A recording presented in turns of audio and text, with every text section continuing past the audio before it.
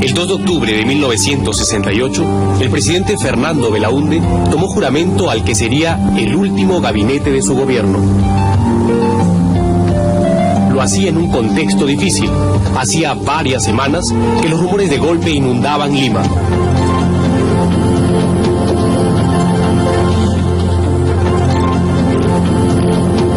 Diversas autoridades asistieron al besamanos del flamante gabinete presidido por Miguel Mujica Gallo.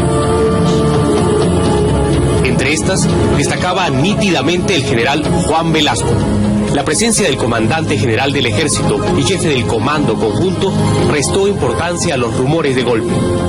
Yo estuve en la juramentación de ese gabinete y la persona que estaba a mi lado, cuando en lo que llaman el besamanos, de repente me dice: ahí está Velasco, no hay golpe. Y efectivamente había entrado Velasco para felicitar al gabinete, sabiendo que esa noche iba a dar el golpe. Esa noche, tras reunirse con un grupo de agricultores del norte, Belaúnde se retiró a su dormitorio en Palacio. Se encontraba allí de visita a su hija Carito, que vivía en México. Belaúnde no pudo conversar con ella, se sentía muy cansado y decidió acostarse más temprano que de costumbre. Su hija se quedó leyendo en la habitación contigua y hacia las 2 de la madrugada sintió ruidos extraños. Algo raro sucedía. Despertó a Belaúnde y le advirtió de la presencia de tanques en la plaza de armas. El arquitecto se vistió rápidamente. Intentaba comunicarse con sus ministros militares cuando sintió pasos en el techo, seguidos de los primeros disparos de la noche. De pronto, un grupo de militares armados de metralletas irrumpió en su dormitorio. Belaúnde fue sacado en vilo de Palacio por un grupo de oficiales comandados por los coroneles Enrique Gallegos Venero y Rafael Hoyos Rubio. Mientras tanto, el general Velasco coordinaba las acciones desde la Escuela Militar de Chorrillos. La noche del 2 al 3 de octubre recibí una llamada del general Montañi a la 1:30 de la mañana, en que me indicó la actitud que ellos habían tomado. Me dijo pues que la Fuerza Armada se había rebelado y que lo habían ya destituido al presidente Belaúnde. Que ¿cuál es su opinión? Me dijo. De acuerdo, le dije. Entonces me dijo, fíjese, entonces véngase aquí al CIM, al Centro de Instrucción Militar del Perú. Cuando llegué al CIM, el general Velasco ya me abrazó, me dijo, ¿cómo estás? Bueno, me dijo, ¿qué te parece esto? Muy bien, le dije, pues era lo que el país esperaba, porque efectivamente la cosa estaba muy mal. La madrugada del 3 de octubre, mientras nuevos contingentes se sumaban a la rebelión en Chorrillos, Belaúnde fue conducido al aeropuerto Jorge Chávez y embarcado en un avión de aerolíneas peruanas. Fuertemente custodiado, el avión partió a primera hora rumbo a la Argentina, donde Belaúnde inició un largo destierro. Seguramente se han movido ambiciones para detener el régimen constitucional que presido. No puedo decir más, porque me lo impide una elemental cortesía para con la Argentina y para con su gobierno. Palacio amaneció bajo la protección de blindados y paracaidistas. En las principales calles y plazas de la ciudad, la Guardia de Asalto formó pelotones que enfrentaron los escasos grupos, apristas en su mayoría, que salieron a protestar infructuosamente. Y algunas bases nuestras salieron a la calle, pero frente a los tanques la voz, el grito, la actitud es poco determinante, ¿no? De modo que también salieron algunos jóvenes de otros sectores, pero a las 48 horas el hecho estaba consumado. Hacia el mediodía, un comunicado informó al público que el general Velasco encabezaba la Junta Revolucionaria, integrada además por los comandantes generales de la Marina y Aviación. Se trataba de un golpe institucional. Velasco llegó a Palacio a las 5 de la tarde a bordo de un helicóptero y 2 horas más tarde juraba como nuevo jefe de Estado. El país ignoraba que bajo las banderas del nacionalismo se iniciaba una dictadura que cambiaría el rostro del Perú, iría en contra de las libertades del individuo y nos llevaría por el errado sendero del estatismo, que tanto le ha costado al Perú.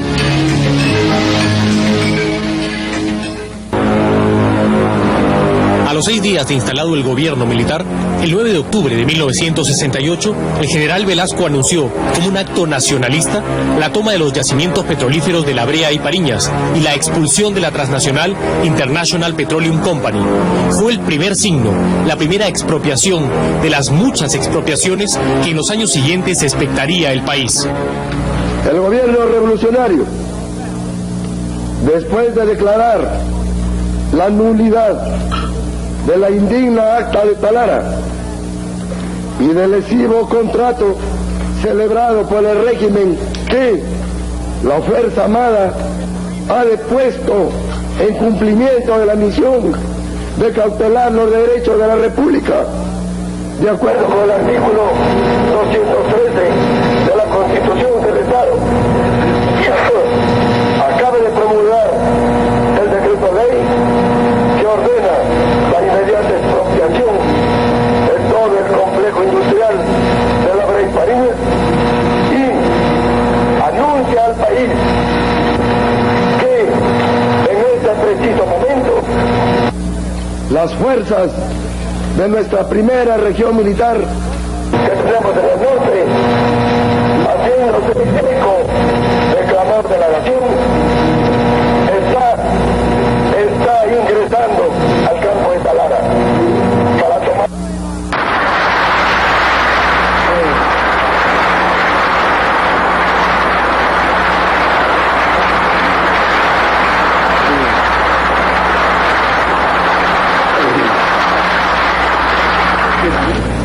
Está ingresando al campo de Talara para tomar posesión de todo el complejo industrial que incluye la refinería. Y con la más alta emoción patriótica hace flamear el emblema nacional como expresión de nuestra indiscutida soberanía. El problema del petróleo y el famoso escándalo de la página 11 fueron el combustible para el golpe de Velasco, pero no fueron las razones de fondo. La ruptura del orden democrático se debió a la crisis del gobierno que encabezaba el arquitecto Fernando Belaúnde. Sin mayoría en el Parlamento, dominado por la oposición del APRA y la Unión Odrioísta, que censuró docenas de ministros, Belaúnde fue incapaz de solucionar los conflictos. Promesas electorales nunca cumplidas, aparición de focos guerrilleros y una traumática devaluación que hizo saltar abruptamente al dólar de 28 a 40 soles fueron creando el ambiente para más de una conspiración contra la democracia. Confluyen dos conspiraciones, una conspiración de derecha y una conspiración de izquierda. La derecha que protestaba básicamente por los impuestos, la gran reforma impositiva que había hecho Manuel Ulloa del Ministerio de Economía, que entonces se llamaba Ministerio de Hacienda, y la izquierda porque decía que Belaúnde no había cumplido con las promesas que había hecho de grandes reformas, y en el fondo los dos lo que tenían era temor a la victoria del APRA, que se anunciaba prácticamente para las elecciones que iban a tener lugar 9 meses después. Los conspiradores de derecha estaban encabezados por el general Julio Doig Sánchez. Este proceso se inicia con una conspiración que es más una conspiración de derecha contra el gobierno del presidente Belaúnde, conspiración cuyo representante más conspicuo del ejército era el entonces general Julio Doig Sánchez, que era el comandante general del ejército. Y esta conspiración o estas reuniones conspirativas se llevan a cabo en el yate del señor Mariano Prado, a donde van concurriendo una serie de personajes y donde al final también concurre el general Velasco. El general Doy fue cesado por el presidente Belaúnde y el camino de Velasco quedó abierto. Asumió la comandancia general del ejército y organizó un compacto grupo de 4 coroneles con los que inició la captura del poder. Su sublevación y la Fuerza Armada tiene que hacerla 4, 5, 6 y ahí el círculo cerrado, porque apenas se divulga esto, se descubre. Vestidos de civil, los coroneles Rafael Hoyos Rubio, Enrique Gallegos Venero, Leonidas Rodríguez Figueroa y Jorge Fernández Maldonado se reunían en una discreta oficina del edificio Marzano en Miraflores.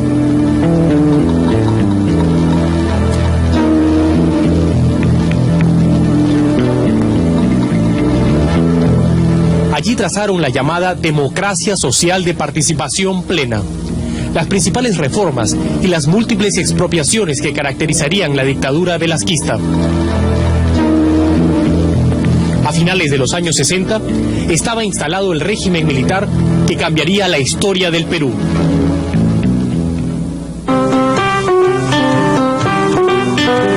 Los padres, Juan Manuel Velasco Gallo y Clara Luz Alvarado Ceballos. El niño, Juan Francisco Velasco Alvarado. El origen, el humilde distrito de Castilla en Piura. La fecha, el 16 de junio de 1909. Tercero de 7 hermanos, de extracción popular, dirían con los años sus biógrafos. Era un hombre de clase media, su padre pues trabajaba, yo recuerdo que trabajaba como en la compañía salinera, en Piura. Ya después entró a trabajar por la caja de depósitos. A veces pues se cachueleba como vacunador. A mí lo vacunó él una vez para la viruela. Los hombres nacen sin que ellos ni el país sepan cuál será su destino final. Juan Velasco Alvarado no fue la excepción. Cuando asistió a la Escuela Fiscal número 21 Ignacio Sánchez y a la Gran Unidad Escolar San Miguel, su afán consistió en ser alumno, como todos, ni brillante ni mediocre, pero sí célebre por cierta habilidad muy apreciada por sus compañeros. Y una letrita menudita. Se copiaba alguna cosa, ¿quién no copiaba una cosa? Era especialista en eso. Papelitos pequeñísimos, resumidos, exactamente, comprimidos. Y ya pues con una cosa de esa ya se podía desarrollar. Su destino y el del Perú acaso se empezaron a perfilar la mañana del 5 de abril de 1929, cuando Juan Velasco Alvarado, de 19 años, desembarcó en el Callao, caminó hasta Chorrillos y se presentó en la escuela militar. Vinieron 3 para la escuela militar. José Francisco Celi Moró, Enrique López Velasco y Juan Velasco Alvarado. Ellos no sé por qué se retrasaron y no vinieron pues a la época de los exámenes para ingreso a la escuela militar. Entonces tuvieron que quedarse en tropa. El soldado raso tenía ambiciones. Un año más tarde se convirtió en cadete y en agosto de 1930 tuvo en silencio su primera lección fuera de libreto. Luis Sánchez Cerro, comandante, piurano también, y también de origen popular, derrocaba a una figura de la República aristocrática, el presidente Augusto B. Leguía. El cadete anotó el hecho, pero en ese entonces nadie lo sabía. En 1934 concluyó sus estudios, aunque no espada de honor, sí el primero de su arma, la infantería. Inició así una larga y exitosa carrera militar en la que dedicó 20 de sus 35 años de actividad a la formación de soldados y oficiales, entre ellos los coroneles que lo secundaron el 3 de octubre de 1968, además de otros que ocuparían puestos claves durante la dictadura. Cuando fui soldado, él era oficial del batallón donde yo estaba, en la escuela de clases de infantería. Después, cuando ingresé a la escuela de oficiales, también vino él de capitán instructor de infantería. En 1943, con el grado de capitán, Velasco se casó con Consuelo González Posada, con quien tuvo 4 hijos. Su carrera siguió en ascenso. En 1959, general de brigada y agregado militar de Perú en Francia, nombrado por Manuel Prado. El retorno en 1964, brotes guerrilleros, y el presidente Belaúnde lo sitúa en la jefatura del Estado Mayor de la Primera Región Militar en Piura. En 1965, general de división. En 1966, jefe de Estado Mayor del Ejército, comandante general un año más tarde. Y en 1968, el tope del escalafón militar, jefe del Comando Conjunto de las Fuerzas Armadas. Le quedaba un escalón más que él se autoasignó, el golpe. Ese fue su destino final. Habitante de la polémica, Juan Velasco Alvarado ha dejado la impronta de la pasión que caracterizó su vida. Cultor de un nacionalismo exacerbado y un populismo de plaza pública, movilizó masas, movió conciencias y generó rupturas.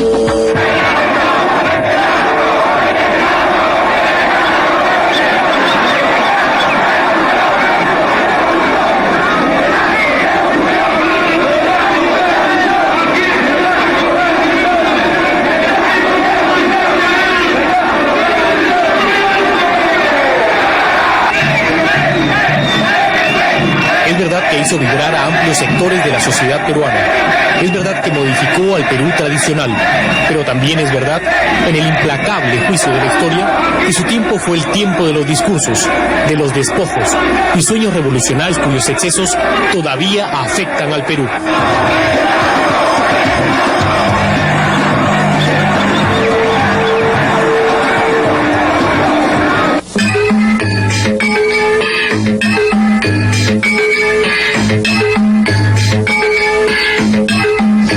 A partir de este venturoso 24 de junio, el campesino del Perú será en verdad un ciudadano libre, a quien la patria al fin le reconoce el derecho a los frutos de la tierra que trabaja y un lugar de justicia dentro de una sociedad de la cual ya nunca más será, como hasta hoy, ciudadano disminuido, hombre para ser explotado por otro hombre. La revolución, lo revolucionario, las reformas estructurales, el discurso de ese tiempo, las palabras de la época, la revolución y todas las cosas que se hicieron en su nombre. Al hombre de la tierra, ahora le podemos decir en alta voz, inmortal y libertaria como Tupamaru: campesino, el patrón ya no comerá más tu pobreza.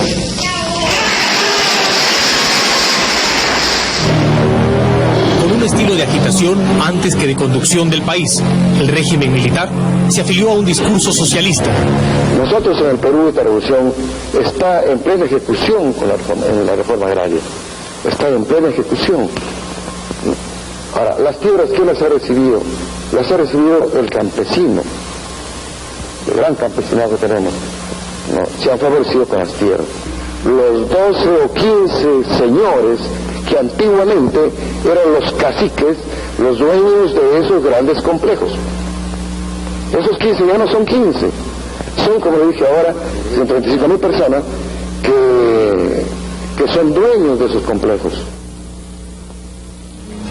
Una marcada posición anti-norteamericana, un acercamiento notorio al comunismo de Fidel Castro, al socialismo del chileno Salvador Allende, a las relaciones diplomáticas con los países socialistas, el mito del nuevo liderazgo y el tercermundismo no alineado, todo un fervor impregnado de frases y consignas, un estilo hecho de pasión antes que realidad. Él llevó un lenguaje violentista al campo, él llevó un lenguaje que era desconocido hasta ese momento en el medio rural campesino. En esas épocas no se hablaba de el rico no comerá más de tu pobreza, la tierra es de quien la trabaja, no se hablaba de enfrentamientos clasistas en el campo. La revolución, el llamado gobierno revolucionario, el radicalismo de un régimen que se autoproclamaba ni comunista ni capitalista, que hablaba de una peculiar democracia social de participación plena, pronto evidenció su verdadero rostro. Un gobierno basado en un Estado centralista, dispuesto a estatizarlo todo, dispuesto a inflar el tamaño del Estado bajo las banderas de reformas que se decían estructurales.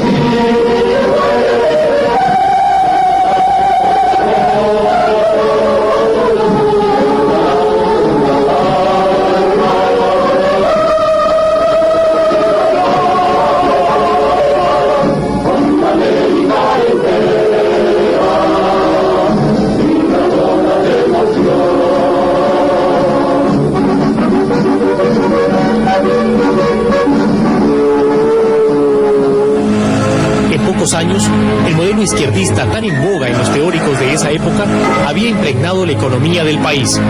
Gigantismo estatal, controlismo, proteccionismo, propiedad colectiva y la asfixia de la capacidad productiva y la iniciativa privada.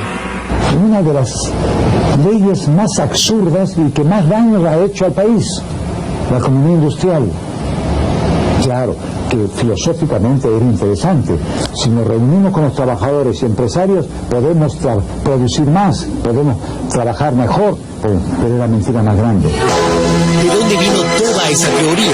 ¿De dónde todos esos experimentos? La dictadura militar se sustentaba en un grupo de teóricos agrupados en el Sistema Nacional de Apoyo a la Movilización Social, SINAMOS. Carlos Delgado Olivera, ideólogo principal del régimen. Carlos Franco, teórico a ultranza. Héctor Béjar, con un pasado comprometido con la guerrilla que surgió en los 60s. Y el joven e impetuoso Francisco Guerra García. Éramos gentes que teníamos de alguna manera especialidades diferentes, y nosotros respecto de muchos temas y en muchas ocasiones hemos participado en esas discusiones que sentaban la base, sobre la base del cual el Consejo de Ministros tomaba sus decisiones. Por ejemplo, usted... reforma agraria, propiedad social, comunidad industrial, yo diría que todos los grandes procesos. Sin embargo, empezamos a ver que todo este aparato de SINAMOS empieza a caer en manos de gente que tenía una clara identificación de izquierda, y muchos de ellos de izquierda marxista. Yo creo que el aparato creado rebasa al sistema que se había ideado y rebasa la conducción de los jefes del sistema. Toda la retórica y todas las reformas promovidas por el SINAMOS se debatían en el poderoso Comité de Asesoramiento de la Presidencia, el COAP. Llegaba al COAP, desarrollaba mi trabajo despachando todos los decretos leyes, proyectos de decretos leyes, proyectos de resoluciones supremas que llegaban ahí y que tenían que ser aprobadas por el Consejo de Ministros. Y estuve dentro de los equipos de los coroneles de que disponía. Así, de capilla en capilla, en entornos secretos y ajenos a la opinión pública, se iba decidiendo el destino del Perú. La dictadura militar era también autoritaria e impermeable a la crítica, y su lado más oscuro asomó con la apropiación y despojo de los medios de comunicación. 4 de marzo de 1970, el régimen militar captura el diario Expreso. En horas de la mañana, un contingente militar ingresa a las instalaciones y Expreso es entregado a los llamados mastines de la dictadura. 9 de noviembre de 1971, apenas un año después, el siguiente abuso de la dictadura militar, empeñada en silenciar toda crítica, tuvo como víctimas a las estaciones de televisión, que fueron expropiadas en base a la prepotente ley de telecomunicaciones. En ese tiempo, el país expectaba por parcelas lo que ocurría. Casi nadie protestó. Apenas un breve editorial del Comercio fue el único reclamo. El silencio complaciente de los demás medios no los libró. En 1974 les llegó el turno. Fueron confiscados todos los diarios. La libertad de expresión había sido liquidada. La intolerancia estaba instaurada. Deportaciones, clausuras, expropiaciones. Toda opinión era combatida y todo desacuerdo se solucionaba por la fuerza. Y bueno, yo empecé a hacer algunos análisis de la economía peruana y esto irritó enormemente al gobierno de Velasco. Y entonces un buen día salió un decreto diciendo, en vista de que el señor Dornelas escribe artículos contrarios al proceso peruano, ¿de cuántos? Declárase: 1, traidor a la patria; 2, prívese de la nacionalidad peruana; y 3, prohíbese el retorno al país. Los militares habían soñado con la revolución, pero nunca le habían pedido permiso al país. Y cuando la terca y cruda realidad mostraba todas las imperfecciones, ellos silenciaban toda voz. La revolución nunca trajo lo que ofreció, y en esos años se iniciaba su final. Un final largo, como los discursos de ese tiempo. La La noche del 22 de febrero de 1973, la historia para Juan Velasco Alvarado empezó a cambiar. Un agudo dolor lumbar y un diagnóstico que no se hallaba obligó a su internamiento en el hospital militar. En la mesa de operaciones, el general sufrió una hemorragia de tal magnitud que fue necesaria una transfusión de 17 litros de sangre, 3 veces más de lo que contiene un ser humano. El hombre más temido del país se moría. En la sala de operaciones, cuando llegué, me encontré con un espectáculo que era realmente de temerle. Estaba llena de gente. El suelo era todo un gran charco de sangre, con que el paciente estaba sin presión arterial, presión en 0. Saqué las gasas y se vino un chorro fuerte de sangre.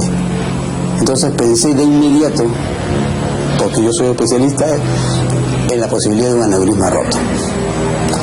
Efectivamente, metí mi mano izquierda y con la mano izquierda cerré la aorta por encima del aneurisma. La sangre disminuyó enormemente. Reemplazamos el pedazo de aorta donde estaba el aneurisma con un injerto de Dacron de 16 milímetros de diámetro y con una longitud que sería más o menos unos quizá 12 o 14 centímetros. Esa misma noche, el control del cirujano mostró un nuevo problema.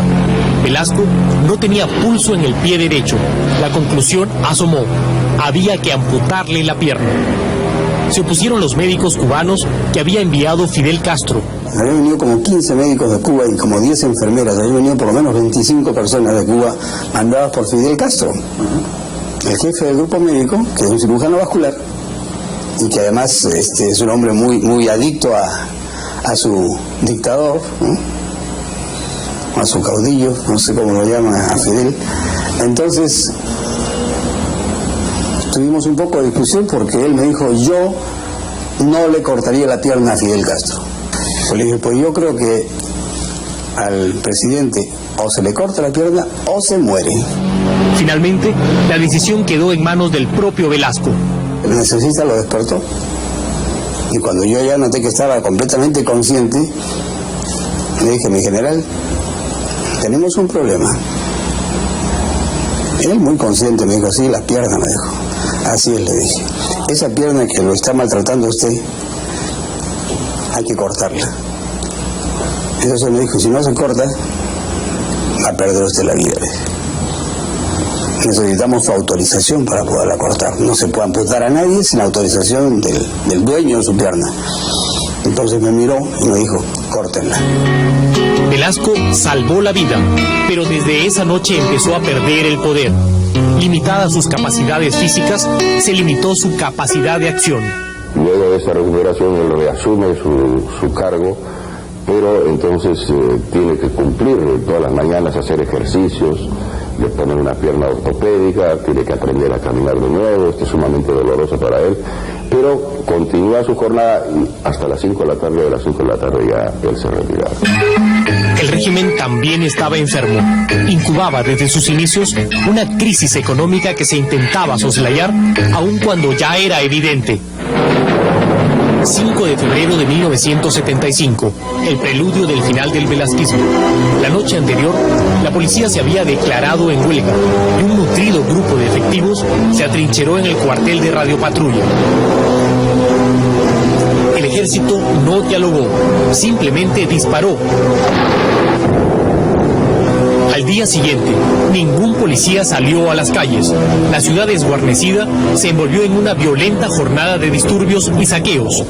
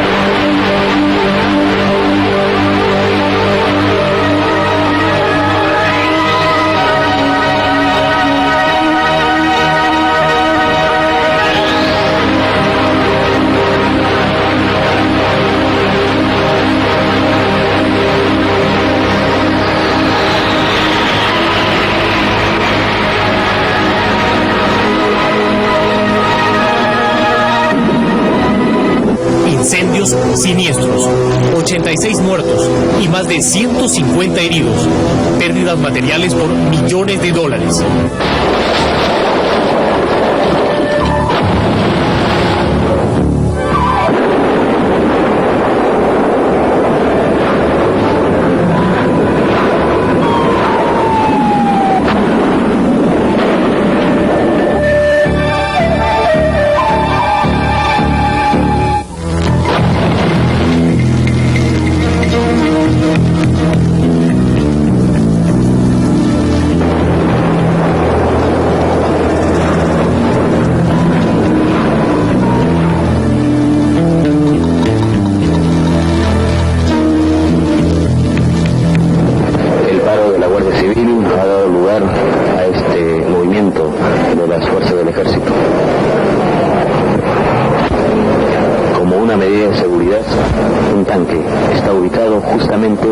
En la Plaza Pizarro, a un costado del Palacio de Gobierno.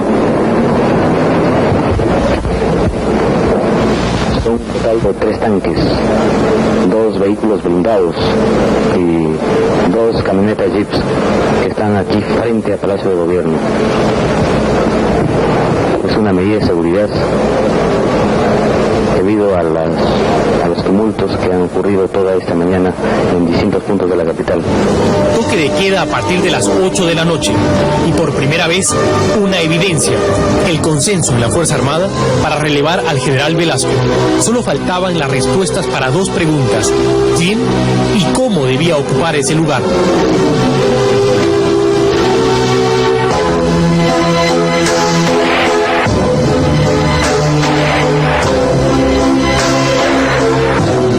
Que había llegado al poder a través del golpe de Estado, empezaba a asomar también la misma medida. Era cuestión de tiempo. En Palacio de Gobierno había un hombre herido, ya no el dictador implacable. Los meses siguientes trajeron el final. El general había nacido en el norte, pero desde el sur llegó el final, su final. La historia volvía a repetirse. Velasco había llegado a la cumbre del poder desde la Comandancia General del Ejército y tuvo que dejar esas alturas por designio de otro militar que ocupaba igual cargo.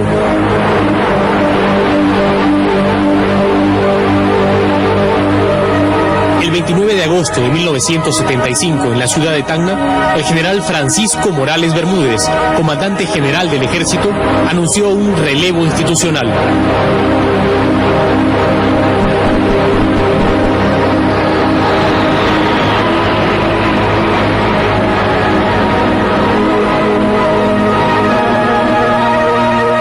Revolucionario vitoriado, el hombre que había hablado de movilización social y participación plena, en la tarde de ese 29 de agosto salió de Palacio de Gobierno, sin masas, sin pueblo, sin voces. Estaba mortificado. Me acuerdo que tenía ahí una serie de documentos y de cosas que lo que se iba a hacer. Sacó todas las cosas y las rompió, las tiró a un canasto. Y me dijo algo que nunca lo voy a olvidar: si hubiera tenido mi pierna, nadie me saca mejor. Así. El gobernante Velasco había llegado a su final.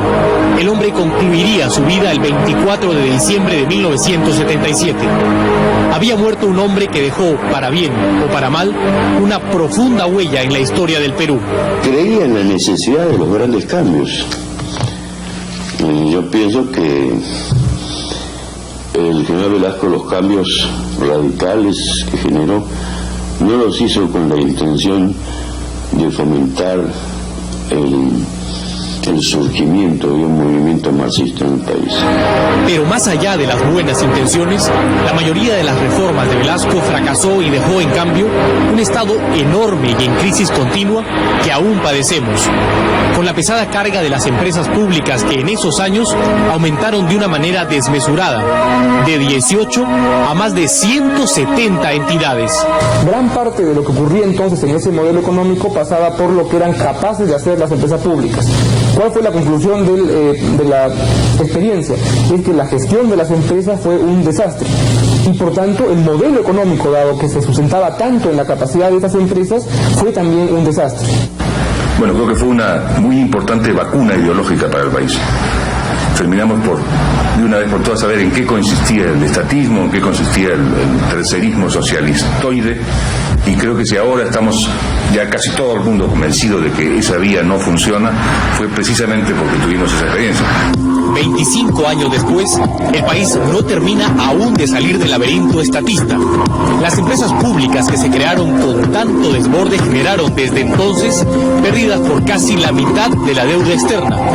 ¿Acaso el Perú sería distinto si ese dinero se hubiese destinado a otro fin?